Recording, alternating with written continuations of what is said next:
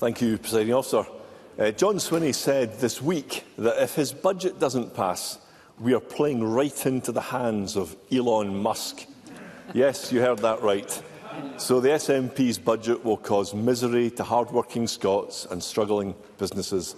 But in the mind of Scotland's populist First Minister, that's a price we all must pay to defeat the shadowy forces of populism. Was it John Swinney's New Year's resolution to distract from his failings by making ludicrous claims such as this? First Minister. Presiding Officer, I can see the shadowy face of populism right in front of me just now.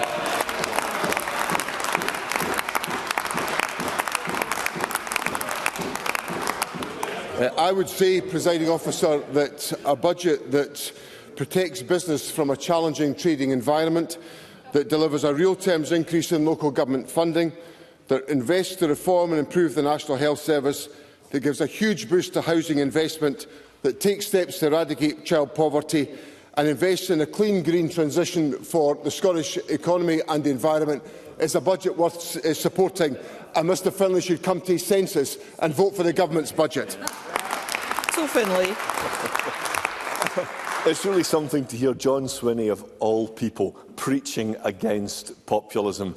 The leader of Scotland's populist party, the party of blaming others, sowing division, fantasy promises of easy fixes. Let's hear Mr Findlay. John Swinney sounds like a serial arsonist suddenly warning people about the risk of fire. But despite his ridiculous rhetoric, his budget will pass because of the votes of Anas Sarwar's Labour. So I'd like to ask John Swinney what sweeteners he had to give to Labour in exchange, or did Anas Sarwar just hand him a blank cheque?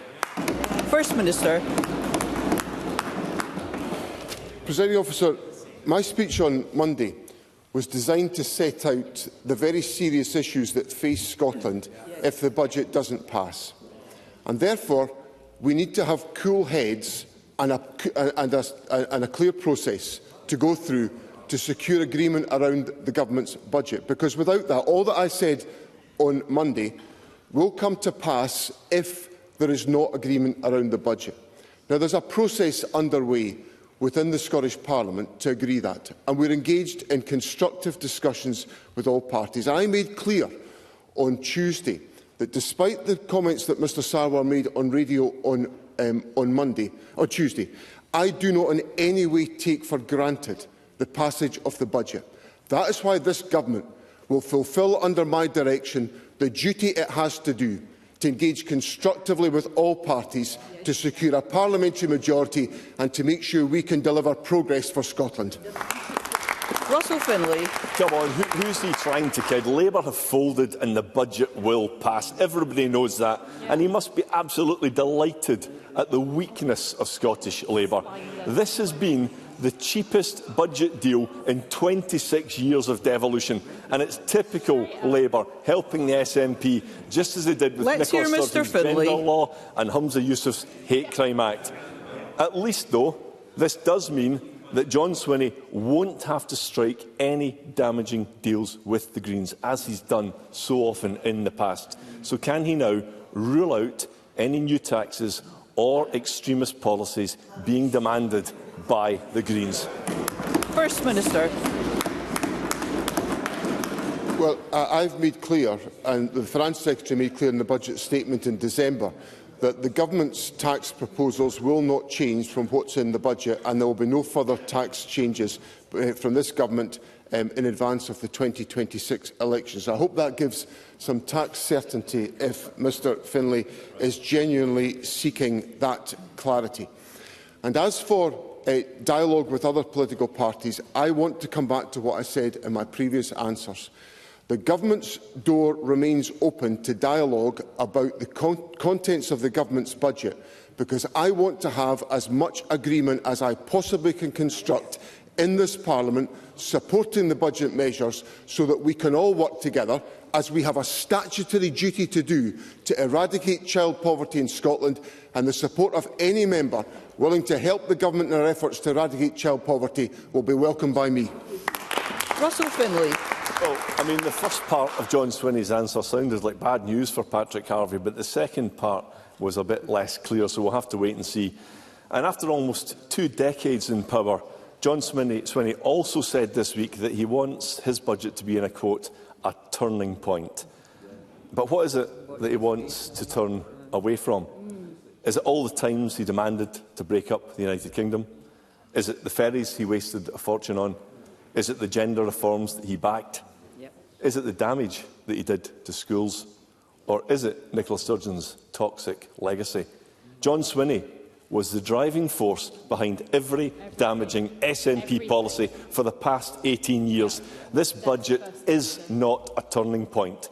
Isn't it just more of the same divisive, populist nonsense from John Swinney and the SNP? First Minister. I think the budget's touched a bit of a raw nerve with the Conservatives. So let me just tell Mr Findlay a few things about the Government's budget. Save the Children encouraged all political parties in the Scottish Parliament to support the budget so children can benefit from the positive steps taken. The Scottish Retail Consortium, whilst the proposed Scottish budget is far from perfect, there is... Let's hear the First Minister. Okay, we'll do that again so that the Conservatives can properly hear what the voice of business is telling us about this budget. Whilst the proposed Scottish budget is far from perfect and has flaws, there is much in it that retailers can get behind. Our hope is that ministers, and Rachel Hamilton's now laughing at the voice of business within our Parliament. That's where the Conservative Party has now descended to. Our hope is Let's hear the First Minister. Our hope is that ministers and MSPs can work collegiately to pass the budget. And in addition to that, Shelter Scotland welcoming the Government's investment in affordable housing, and local government indicating that the budget represents a strong investment package. So there we have it. Child poverty organisations, business, local government and the housing sector in Scotland demonstrating this is a budget for unity in Scotland, and it's not a surprise that the populist Conservatives are having nothing to do with it.